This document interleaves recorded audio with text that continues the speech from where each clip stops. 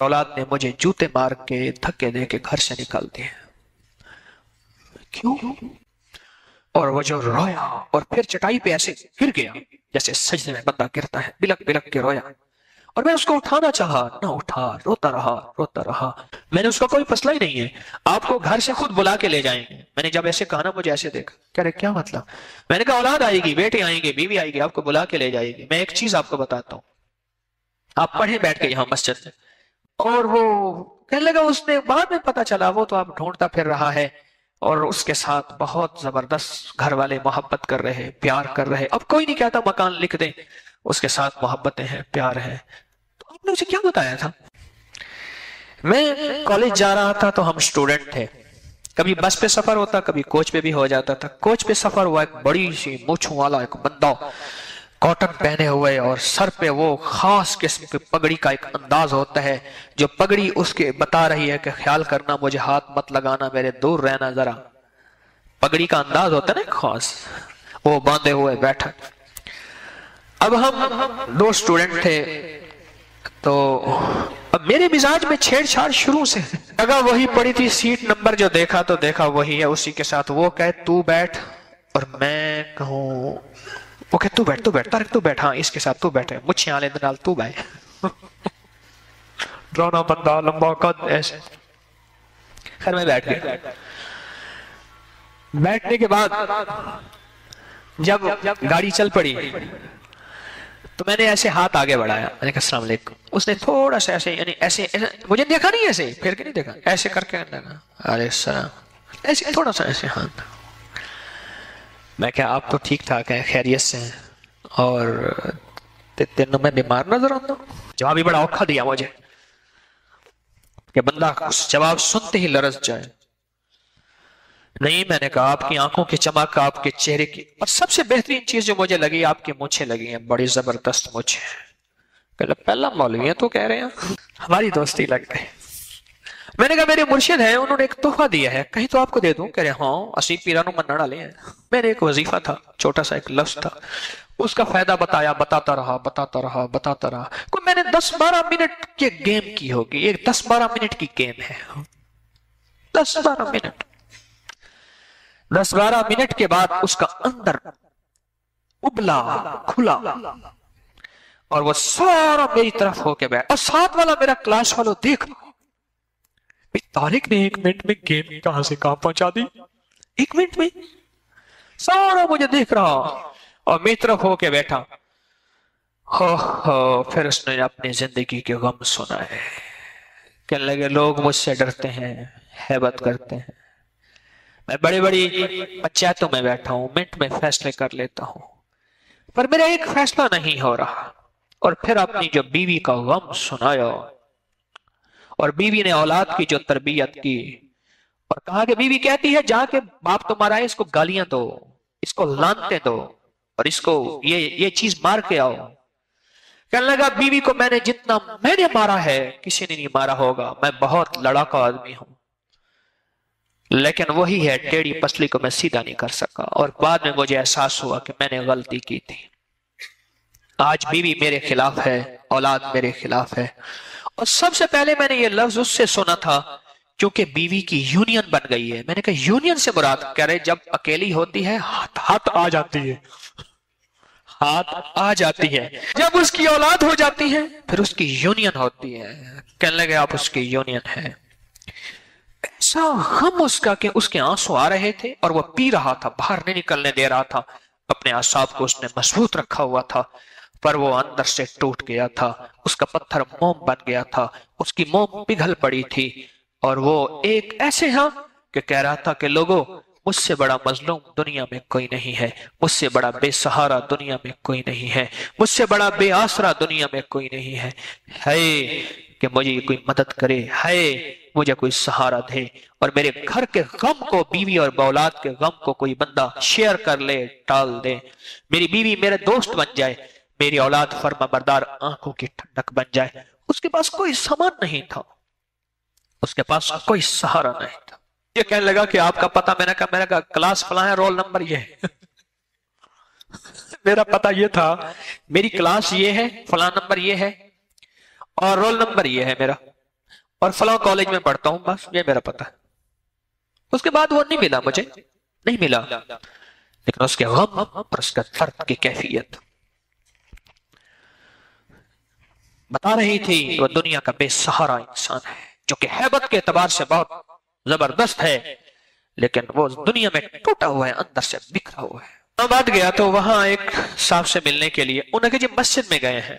मैं मस्जिद में जाके बैठ गया, वो मस्जिद में थे नहीं। मैंने घड़ी देखी, मैंने कहा नमाज का है, चलो नमाज पढ़ता जाऊं, जमात मिल जाएगी। एक दो अहबाब और भी थे। एक साहब को देखा, उसकी शक्ल ऐसे देखी, बड़ा परेशान हाल, मस्जिद के वजू खाने के साथ एक जगह थी जहां बच्चे कुरान पाक पढ़ते थे, मोहल्ले के ना, सुबह शाम आते थे, वहां बैठा हुआ है। अच्छा, पता नहीं मेरे दिल में क्या बना, फिर वही छेड़छाड़ वाली कहानी। मैं जाके बैठ गया, मैंने कहा खैरियत से, ठीक ठाक है? करे हाँ। क्यों बैठे हैं? बस कोई परेशानी है। मैंने क्या हुआ? मुझे कहने लगा मेरी बीवी ने और औलाद ने मुझे जूते मार के धक्के दे के घर से निकाल दिए। क्यों? कह रहे मैं फलां महकमे में जॉब करता था और यहाँ मेरा घर है, बड़ी मुश्किल से मैंने 10 मरले का घर बनाया, 5 मरले का घर बनाया। अब वो कहते हैं इस घर को बेच मैं बिजनेस करा और मैं पहले अपनी सारी जमा पूंजी अपनी औलाद को, बीवी को दे चुका हूं और वो खत्म। अब आखिरी रहस्य है कि ये सहारा बाकी है या मेरी पेंशन आती है और मैं इन पे खर्च करता हूं। अब मुझे मारा है इन्होंने और मार के मुझे धक्के दे के निकाल दिया है कि इस घर को हमारे नाम कर, बेच और इस घर को हम खाएं बिजनेस के नाम। मैं क्या करूं? और अल्लाह के सामने पता नहीं क्या, जैसे औरतें बैन नहीं करती, ऐसी बैन कर रहा था और रो रहा था और रो रहा था कि, और एक बात कह रहा था कि मैं तलागंग का फलां का रहने वाला था, कोई गांव का नाम था तलागंग, मुझे याद है, चकवाल के साथ तलागंग है, मैं वहां का रहने वाला था, मैं गरीब था, मैंने मजदूरी कर कर करके, जॉब कर कर करके ये मकान बनाया था। और एक बेटा मेरा ऐसा था जिसको टीबी हो गई थी, उसको उठा उठा के मैं फिरा था, फलां बीमारी थी, ऐसे था। मैंने बीवी को हर जिंदगी दी, अब मेरा वक्त आया है और मैं बेसहारा हो गया हूं, वो मुझे घर से निकाल दिया गया। मैंने उसका कोई फसला ही नहीं है, आपको घर से खुद बुला के ले जाएंगे। मैंने जब ऐसे कहा ना, मुझे ऐसे देखा, कह रहे क्या मतलब? मैंने कहा औलाद आएगी, बेटे आएंगे, बीवी आएगी, आपको बुला के ले जाएगी। मैं एक चीज आपको बताता हूँ, आप पढ़े बैठ के यहाँ मस्जिद में, आपको साथ ले जाएंगे और आपकी इज्जत होगी, आपका वकार होगा। अच्छा, इसी बात में हो रही थी, वो साहब भी आ गए जिनसे मैं मिलने गया था। मेरे वालिद साहब रहमतुल्लाह अलैह के कॉलेज फेलो हैं, इस्लामाबाद में रहते हैं। मैंने असल में उन्हें मिलने जाना था, अभी भी वो जिंदा हैं, कॉलेज में इकट्ठे पढ़ते थे और फिर एक ही कमरे में रहते थे। बातें बताते हैं वालिद साहब की, तो मैंने असल में उन्हें इकट्ठा जाके उन्हें हमने मिलना था, तो वो भी आ गया। मुझे कहने लगा चले, मैं कहा ठहरो, एक बाबे से मिलने जा रहे हैं, पहले इस बाबे की कहानी ठीक कर ले।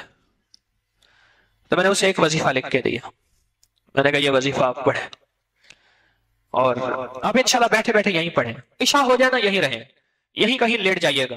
मौसम गर्मी का था, मैंने कहा कुछ नहीं होगा, आप सुबह हो जाए यहीं रहिएगा, अब परेशान ना होना, इस वजीफे को ना छोड़िएगा, इंशाअल्लाह वकफा बिल्लाहि वलिय्यन वकफा बिल्लाहि नसीरा। मैं एक बात बताऊं आपको, खाली बर्तन खाली भांडा हूं, उस करीम के नाम की लाज रख लेता हूं, वो मेरे अपने नाम की लाज रख लेता है, मैं उसी पे भरोसा कर बैठता हूं और अपने नाम की वो लाज रख लेता है और वो काम लोगों के हो जाते हैं। नाम जो उसका हुआ, दूसरे लफ्जों में लोग मेरे दरवाजे पे आते हैं, मेरा दर खाली है, उसका दर भरा हुआ है, मैं अपने खाली दर से उसके भरे दर पे भेज देता हूं और वैसा करीम है, अपने नाम की लाज रखता है और अपने भरे दर से भरा भेज देता है, भरे दर से भरा भेज देता है। तो मेरा दर तो वैसे ही खाली था, मेरा दर तो वैसे ही खाली था। खैर वो पढ़ता रहा, अच्छा, वो साहब जो थे जिनसे मिलना था, वो उसी मस्जिद के नमाजी थे, उनका घर करीब था, वो दिन की 1-2 नमाजें वहीं पढ़ लेते थे। हम चले गए, मैं अपने चचा से मिला, उसे बातें खैर करते करते एक दफा की बात है, कोई 5-6-7 महीने कमोबेश कुछ अरसा गुजरा, वो साहब मुझे मिलने आए, जो साहब जिनको लेके मैंने अपने चचा से मिलना था, वालिद साहब रहमतुल्लाह अलैह के क्लास फेलो से।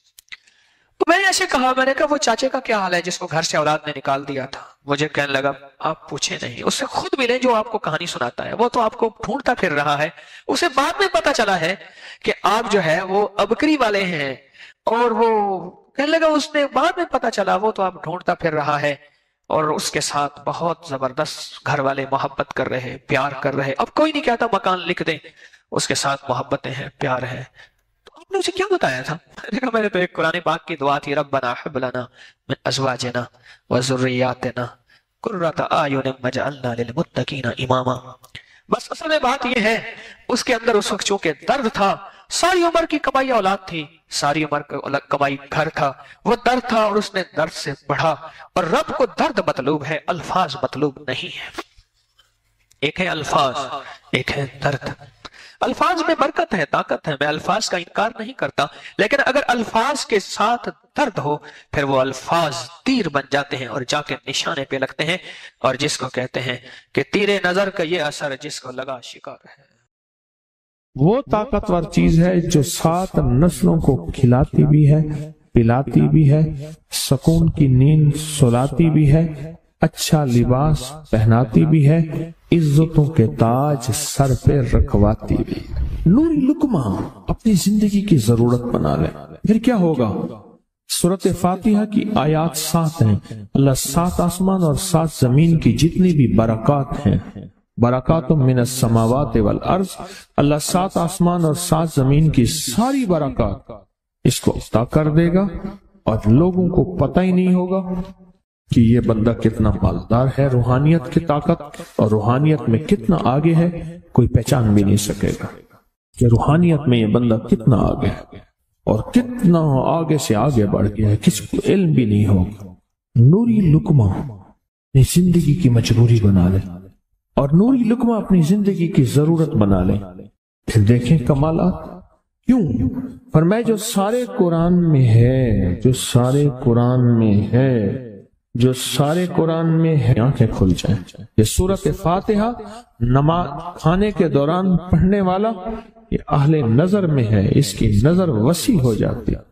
یہ اہل کشف ہوتے ہیں، ان کی دل کی آنکھیں کھل جاتی ہیں، یہ فرشتوں کو دیکھتے ہیں، یہ انسانوں کے دلوں میں جھانک لیتے ہیں، یہ کائنات کے راز پڑھ لیتے ہیں، کائنات کے راز پڑھ لیتے ہیں.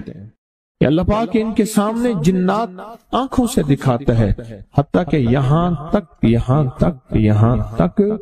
کہ اللہ قبر کے راز بھی ان کے اوپر کھول دیتا ہے.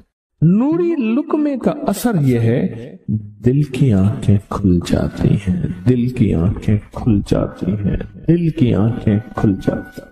یہ نور لقمے کی تاثیر ہے. چہرے کی آنکھیں تو سب کے پاس ہیں، دل کی آنکھیں سب کے پاس نہیں. دل کی آنکھیں سب کے پاس نہیں، چہرے کی آنکھیں سب کے پاس ہیں، دل کی آنکھیں سب کے پاس نہیں. نوری لقمے کی یہ تاثیر ہے کہ دل کی آنکھیں کھل جاتی اور دل کی دنیا آباد اور دل کی دنیا شاد اور دل کا وہ بندہ بامراد بن جاتا ہے جو نوری لقمے اپنی زندگی میں شامل کرتا ہے. اور نوری لقمے سورۃ فاتحہ اور کتنی بار؟ اچھا، یہ سورۃ فاتحہ بیماریوں کا علاج. صحابہ کرام فرماتے ہم جا رہے تھے، کوئی ایک سردار تھا، اس کو بچھو نے کاٹ لیا اور اس کو چیخ رہا تھا بیچارہ. فرمایا سانپ کا کاٹا سوئے، بچھو کا کاٹا روئے. میرے پاس ایک سانپ کا کاٹا آیا تھا، غنودگی میں تھا، وہ بہت غنودگی میں سے سوتا تھا، اور میں نے کہا اس کو سونے نہ دے. خیال نہ کیا انہوں نے، ادھر سے ہٹا تو بندہ ختم ہو گیا، سانپ کا کاٹا. ہمارے ایک والد صاحب رحمۃ اللہ علیہ کے تھے ملک عبد الرحمن ڈوڈی، وہ لائے تھے، تو کہنے لگے اس بچھو کے کاٹے کا علاج صحابہ کرام نے 7 بار سورۃ فاتحہ پڑھ کے اس پہ دم کر اور وہ ٹھیک ہو گیا.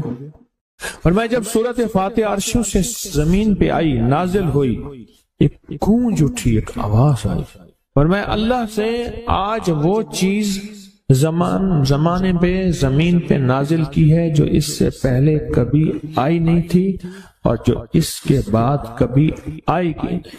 اس سے پہلے کبھی آئی نہیں تھی، اس کے بعد کبھی آئے گی. اور جب سورۃ فاتحہ نازل ہوئی، شیطان رویا، پیٹا، اپنا سر پہ راکھ ڈالی اور اتنا شور کیا کہ کاش کہ یہ سورۃ فاتحہ آئی ہے اور اگر آئی ہے تو واپس چلی جائے، اگر واپس نہیں گئی تو کسی کی زبان پہ نہ جائے، یعنی کوئی اس کو پڑھ نہ سکے، اگر پڑھے تو اس کا یقین نہ ملے۔ یقین سے پڑھنے والے کی دنیا بھی، آخرت بھی، رزق بھی، عزت بھی، صحت بھی، تونگری بھی، بادشاہت بھی، خوشیاں خوشحالیاں بھی یقین سے پڑھنے والے کو ملتی ہیں۔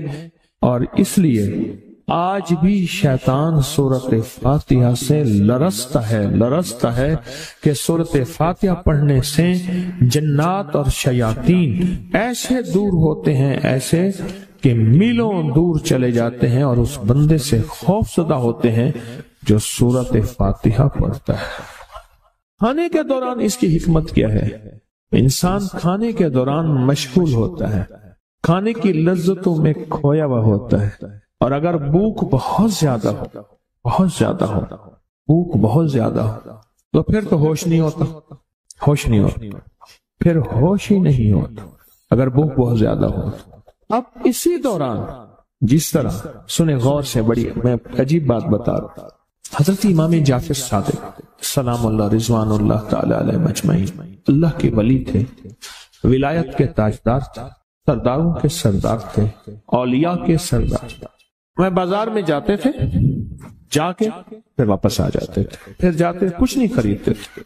کسی نے پوچھا اب کیوں جاتے ہیں؟ فرمایا 2 وعدے لینے۔ کیا؟ میں جا کے بازار میں ہر بندے کو سلام کرتا ہوں،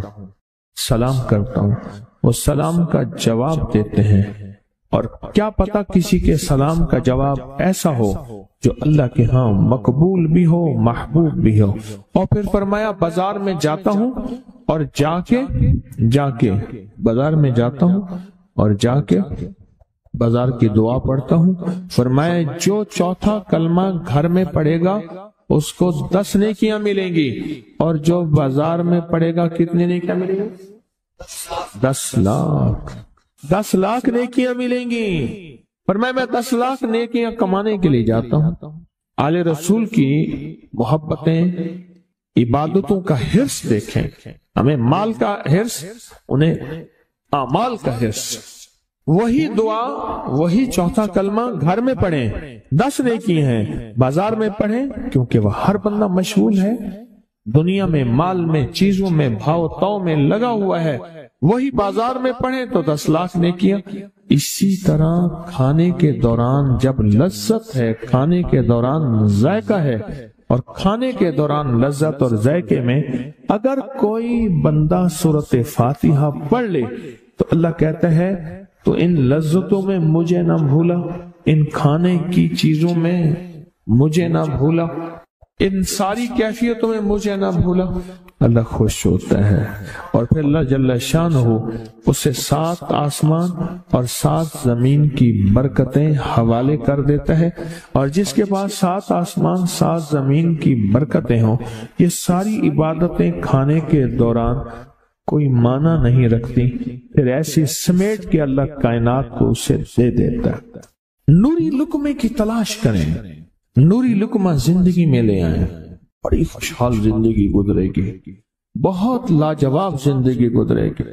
7 دفعہ سورۃ فاتحہ سے قرضے اتر جاتے ہیں، 7 دفعہ سورۃ فاتحہ سے بیٹے مل جاتے ہیں، 7 دفعہ سورۃ فاتحہ سے نعمتیں، اور 7 دفعہ سورۃ فاتحہ وہ طاقتور چیز ہے جو 7 نسلوں کو کھلاتی بھی ہے، پلاتی بھی ہے، سکون کی نیند سلاتی بھی ہے، اچھا لباس پہناتی بھی ہے، عزتوں کے تاج سر پہ رکھواتی بھی۔ کہیں انشاءاللہ۔ آپ سوچیں کون سا مشکل عمل، بہت زبردست عمل ہے، 1 منٹ کا کام ہے اور کام بن جاتا ہے۔ اور میں نے اس کی اجازت جتنی مشکل سے لی تھی نا، اس عمل کی بہت مشکل سے اجازت، اور جس دن لی تھی اسی دن فیصلہ کیا تھا انشاءاللہ اسے چھپاؤں گا نہیں، انسانیت مخلوق کو بتاؤں گا۔ اور یہ 7 دفعہ سورۃ فاتحہ جو دل کا مریض ہو، مجھ جیسا، اس کا بھی علاج ہے، جسمانی ہو یا روحانی۔ میں نے پچھلی دفعہ کہا نا کہ میں دل کا سخت مریض ہوں اور آج بھی ہوں، دعا کرو موت تک نہ رہوں۔ اور میں دل کا سخت روحانی مریض ہوں، جسمانی نہیں ہوں۔ میری پچھلی دفعہ کی وجہ سے پوری دنیا میں کوہرام مچا ہوا ہے کہ بابا گیا، جانا تو ہے، جانا تو لازم ہے۔ پچھلی دفعہ میں نے وہ کہہ دیا کہ میں دل کا سخت مریض ہوں، میرے لیے دعا کرو۔ وہ یہ مریض ہوں، روحانی مریض ہوں، روحانی مریض ہوں۔ تو یہ بیماری جو دل کی بیماری ہے نا، اس کا بھی علاج ہے، روحانی ہے یا جسمانی۔ جیسے میں دل کی روحانی بیماریوں کے بارے میں نے آپ کو کہا، میں سخت مریض ہوں دل کا، اللہ کرے اس کا مرض کا علاج ہو جائے۔ تو کھانا کھاتے ہوئے میرے دل کے لیے بھی آپ دعا کریں گے کہ اللہ بھی میرے دل کو ٹھیک کر دے، اللہ بھی ٹھیک کر دے۔ آپ مجھے بزرگ سمجھتے رہے اور اندر سے کام کھوکھلا ہو۔ یہ دل کی روحانی بیماریوں کا بھی علاج ہے، اور یہ جسم کی اور دل کی جسمانی بیماریوں کا بھی علاج ہے۔ یہ صحت مندی کا راز ہے۔ سورۃ فاتحہ ہے بابا، سورۃ فاتحہ، سورۃ فاتحہ۔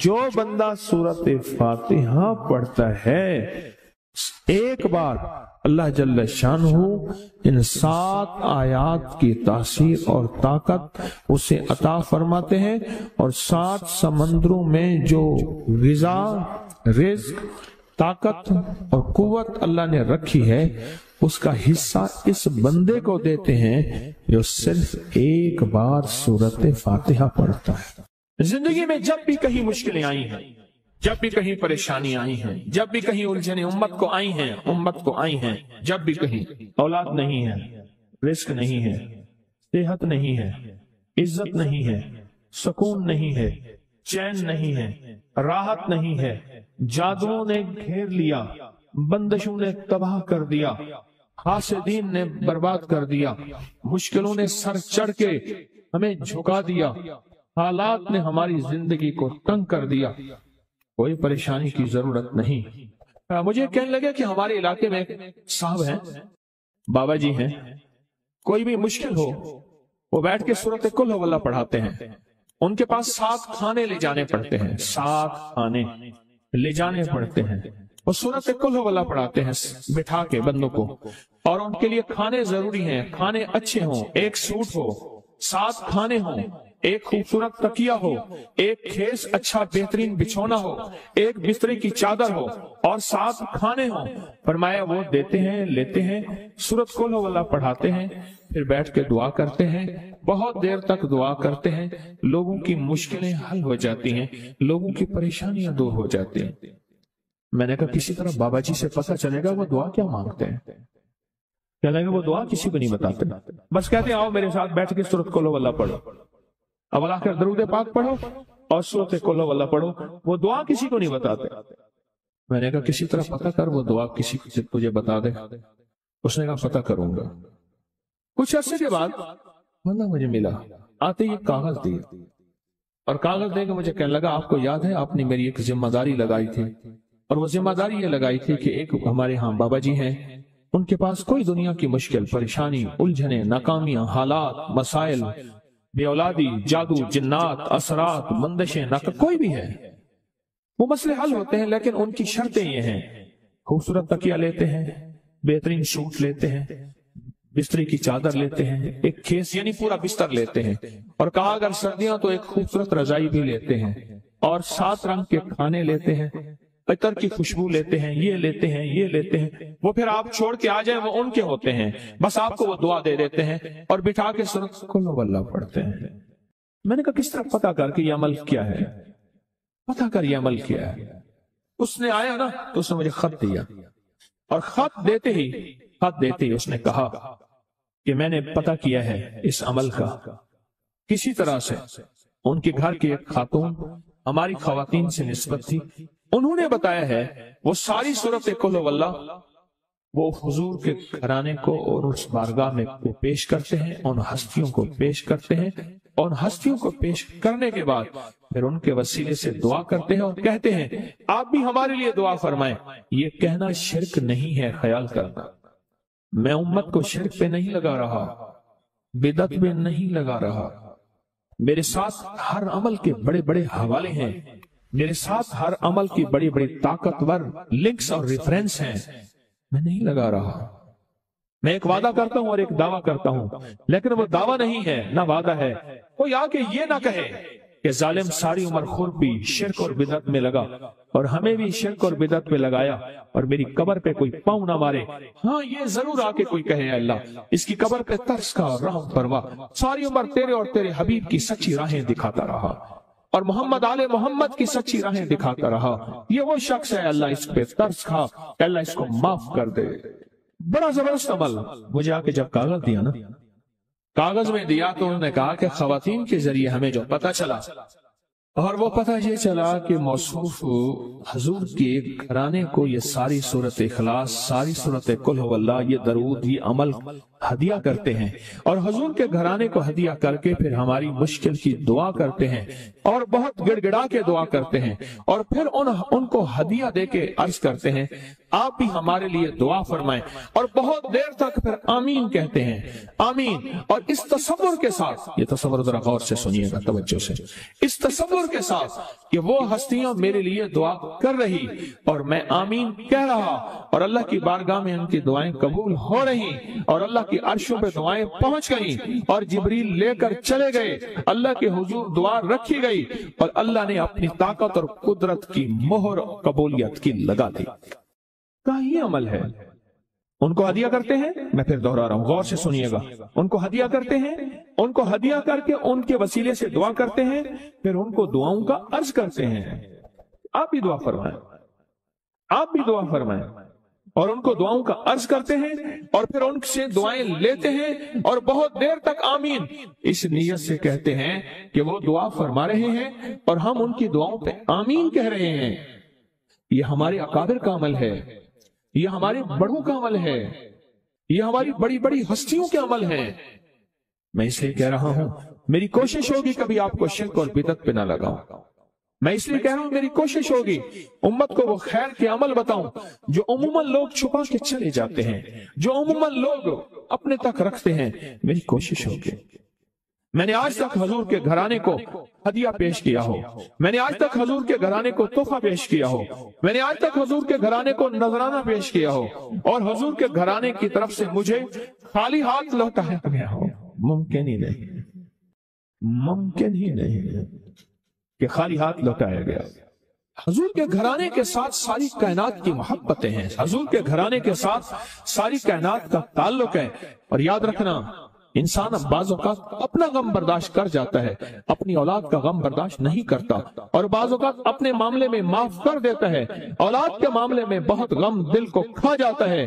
میرے حضور کے گھرانے کو جو ہدیہ دے گا، میرے حضور کے گھرانے کو جو تحفے دے گا، میرے حضور کے گھرانے کو جو اعمال دے گا، حضور کے گھرانے کو یہ ہدیے، یہ اعمال، یہ تحفے زندگی بھر اس کو سرنگو نہیں ہونے دیں گے، زندگی بھر اس کو ناکام نہیں ہونے دیں گے، اور زندگی بھر اس کو کامیاب۔ 2 تسبیح صبح 2 تسبیح شام سورت اخلاص کی، 2 تسبیح صبح 2 تسبیح شام سورت اخلاص کی آپ پڑھیں، آپ پڑھیں اور پڑھ کے ان ہستیوں کو ہدیہ کریں، ہستیوں کو ہدیہ کریں، حضور کے گھرانے کو ہدیہ کریں، اور حضور کے گھرانے میں حضور کی بیویاں، حضور کی بیٹیاں، حضور کے بیٹے، حضور کے داماد، حضور کے نواسے اور نواسیاں، یہ حسن اور حسین جس کو حسنین کریمین کہتے ہیں، حضور کے نواسے ہیں، یہ حضور کا گھرانہ ہے، ان کو ہدیہ کریں، اپنے مسائل کو حل ہوتا دیکھیں، اپنی مشکلات کو حل ہوتا دیکھیں، اپنی ناکامیوں کو ختم ہوتا دیکھیں۔ سالہ سال سے یہ عمل بتا رہا ہوں، سال سے یہ عمل بتا رہا ہوں۔ میں نے تو جس کو دیا ہے زندگی میں اس کو کامیابی ملی ہے، میں نے جس کو دیا ہے وہ زندگی میں ناکام نہیں ہوا۔ ایک اور چیز آپ کو دوں گا، حدیث میں آتا ہے، اس حدیث مبارکہ کو ذرا غور سے سنیے گا، میں آپ اور تحفہ دے رہا ہوں، بڑا قیمتی تحفہ ہے۔ حدیث میں آتا ہے کہ قرب قیامت میں سال ایسے گزریں گے جیسے مہینے، اور مہینے ایسے گزریں گے جیسے ہفتے، اور ہفتے ایسے گزریں گے جیسے دن، اور دن ایسے گزرے گا جیسے شرارہ، چنگاری، آگ جلائے نا آگ، اس میں سے ایسے ایک چھوٹی سی چنگاری اوپر جاتی اور بجھ جاتی ہے۔ 2018 آیا، پلکوں میں گزر گیا، 19 آیا اور ایک مہینہ بھی گزر گیا، اور باقی 11 مہینے رہ گئے، اور اس میں سے بھی چند دن اوپر ہو گئے۔ اگر آپ چاہتے ہیں وقت کی برکت، दिनों की बरकत, जिंदगी की बरकत और लाइलाज बीमारियों से छुटकारा। तो आज एक टोटका बताता हूँ। जो बंदा ये चाहता है कि उसके वक्त में बरकत हो, सुने गौर से। उम्र सेहतमंद चाहते हैं, लंबी उम्र चाहते हैं, या मुख्तसर वक्त में बरकत चाहते हैं? मैं हैरान हुआ, हजरत हकीमुल उम्मत रहमतुल्लाह अलैह के खलीफा, उनका मिजाज था कि जब खत उनका मुरीद उनको लिखता था तो उसी खत की बैक पे मुख्तसर सा जवाब लिख के भेज देते थे। अब जरा जवाब सुने, सवाल कि मुर्शिद आपकी दुआओं से, अल्लाह की रहमत और तवज्जो से मैं रोजाना 1.25 लाख दफा इसमें जात करता हूँ। अल्लाह 1.25 लाख दफा नफी इसबात, 1.25 लाख दफा दरूद पाक, 1.25 लाख दफा इस्तिगफार, 10 पारे कुरान के, 100 नफल। ये मामूलात। वो प्राइमरी के टीचर भी थे, मस्जिद में 5 वक्त के इमाम भी थे, जुमा भी पढ़ाते थे, मुफ्ती थे, लोगों को मसाइल भी बताते थे, बाल बच्चे बहुत सारे थे, उनकी रोजी रोजगार के लिए मेहनत भी करते थे, स्कूल में वक्त भी देते थे और ये मामूलात भी करते थे। एक अक्ल इंसानी तो नहीं मानती कि ये क्या है, लेकिन रब जिस